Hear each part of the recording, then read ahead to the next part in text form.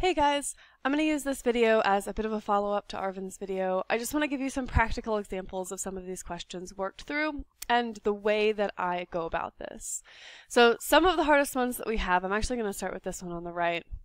This emissions question tricks most of our students. They struggle with it a lot. And really kind of the way that I go through it, right, is I'm going to start with just the information in the question. Most likely they have no idea what's going on, right? A lot of our students have not driven cars. If they have driven cars, they have never taken said car in for an annual inspection. Usually their parents do that. They don't know what happens at an annual inspection. They don't know what the inspection is for.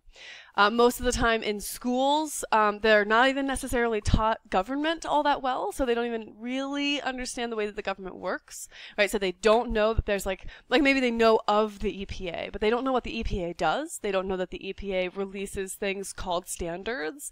And that those standards function basically like laws that are not made by Congress, but that are still enforceable through like law enforcement.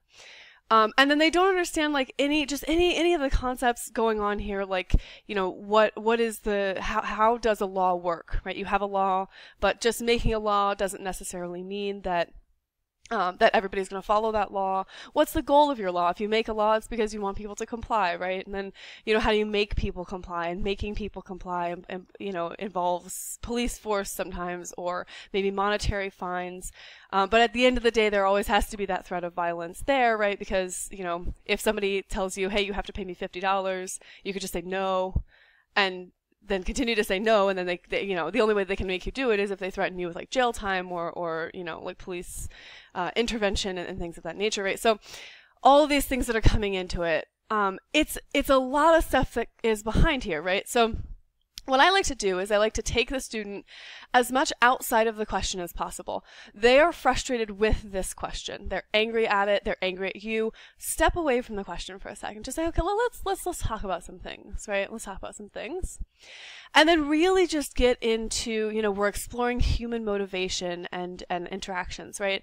Put them in the position of someone in the EPA. And we say, okay, you're in the EPA now, and your main goal is to reduce, you know, emissions. What do you do? And they say, oh, well, you know, maybe I would, you know, make a law that says, you know, you're not allowed to have this much emissions. It's like, yeah, totally. Okay, cool. Recognize that question is designed to be easy, right? So a lot of questions in our curriculum entirely, like our whole curriculum is designed to be hard. It's designed for students to get things wrong so that they will struggle and then they can like overcome these challenges, right? That's kind of the big idea. But in this case, when we take a step back from the main question, we're going to make everything really easy, right? So we just make this really simple. Okay, you know, maybe you just want to reduce, you know, carbon emissions. What do? You pass a law saying, hey, let's have less carbon emission. Like it's just very, very basic stuff. And then, you know, there's a few things that you can just literally tell them, right? Like, okay, at an annual inspection, you like, you know, sit in a line for a really long time, a bunch of lines of cars, and then eventually you like drive in and they plug something into your car, like a computer, and then, you know, whatever, and it does something, and then you just sit there for like 5 seconds and then you keep going. Like it's you know, but explain it in a way that's very simple.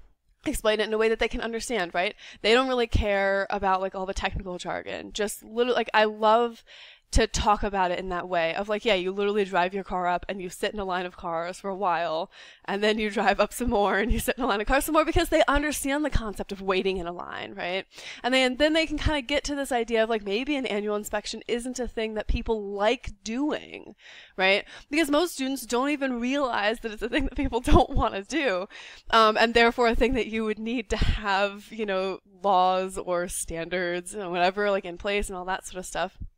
So, you know, lots of stuff going on back there. But so, you know, getting at this idea of like, what is a standard? Why are they releasing these standards? That the standard basically functions as a law. And then going into, you know, just the entire concept of, you know, why laws are created, how laws are created, how the laws function. Bring in different laws, right? Let's say that there's a congressman who like really thinks that pugs are just like terrible and they're dangerous and we should get rid of all pugs, right? And like, I like to make it intentionally ridiculous, okay? Because if you make it obvious, then it's, you know, whatever. Pit bulls and stuff, fine. But just make it something silly, right? Then what do? Well, you pass a law that says, oh, you can't have pugs. Well, does that mean that everybody's immediately going to stop having pugs as dogs? And then they know that, like, no, it doesn't mean that, right? It doesn't necessarily mean like all pugs are not going to magically disappear just because you made a law. And you can use that process then to work through, okay, well, just because you made a law then doesn't mean that all the pugs went away. So now what do we do? Now we need to maybe, like, you know, look around for pugs or create some kind of a social feedback system that says, you know, hey, if you see your neighbor and your neighbor has a pug, like, make your neighborhood safe, or like whatever, you know. And there's like marketing systems, and now we're getting into like a million ideas, right? Of you know, coercion, like how do you coerce people into doing what you want them to do, basically, or just general motivation. How do you motivate them or inspire them to do what you want them to do, right? It doesn't necessarily have to be bad. And so you see how far away from the question we are, right? We're so far away from the question. Realistically, on this question, I will spend like 2 or 3 hours just exploring a million tangents. Anything that can possibly come up, anything that the student brings up, I just run with it, unless it's insane, which that happens. Sometimes it's okay. But really, that's kind of the idea, right? Is just try to get kind of as much stuff in there underneath it as possible. And then, right, so understanding what the actual standard is, understanding the inspection itself. Let's see. And then like understanding, so then the last step, if we bring it back around, is this idea of effective versus ineffective. And that's a pretty big one, because what we want to see is if the law is effective or not. And the biggest thing that they don't understand about this question is, what does it mean for a law to be effective? And the big thing is, really, and this is the key thing, the law has to include a consequence, right? If you pass a law that says no one's allowed to own a pug anymore, and that's all it says, then that law is useless. It doesn't make any difference, because people could either follow it or not, and nothing happens if they follow it or if they don't. Literally nothing at all. So all the laws that we write in our law books, they all say, okay, you're not allowed to do this, and if you do it, then here's what happens, right? So that, like absolute hard and fast, like, attachment of the law itself, the rule, and the consequence, right? You have to have both. So I focus very, very much on that, right? I say, okay, you know, what if you pass that law that says you can't have pugs? What does that mean? Does it do anything? Is that an effective law?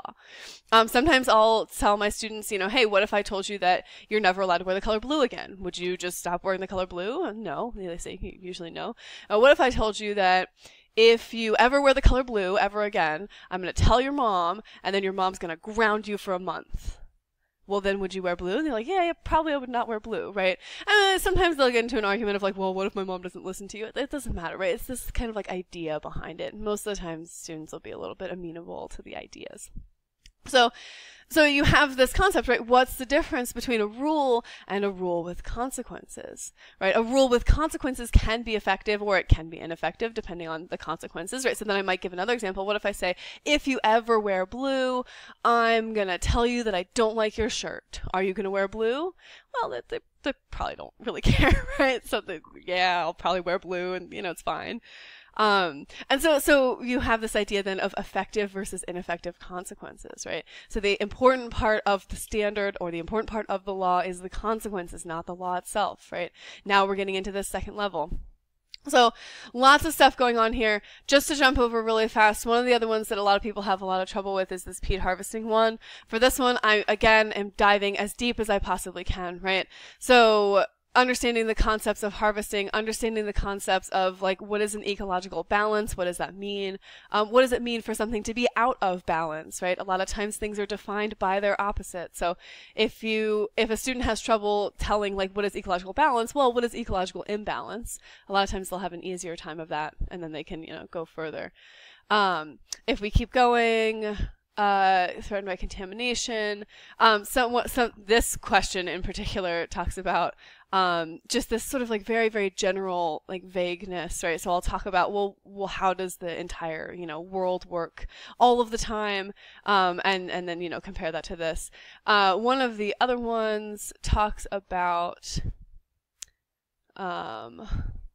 the peat harvesting industry. Oh my gosh, I lost it. Anyway, it talks about one that basically just says that the economy is largely dependent, right? Wherever it is. The economy is largely dependent on peat harvesting. So for that one, I'm diving into what does it mean for an economy to be dependent on something.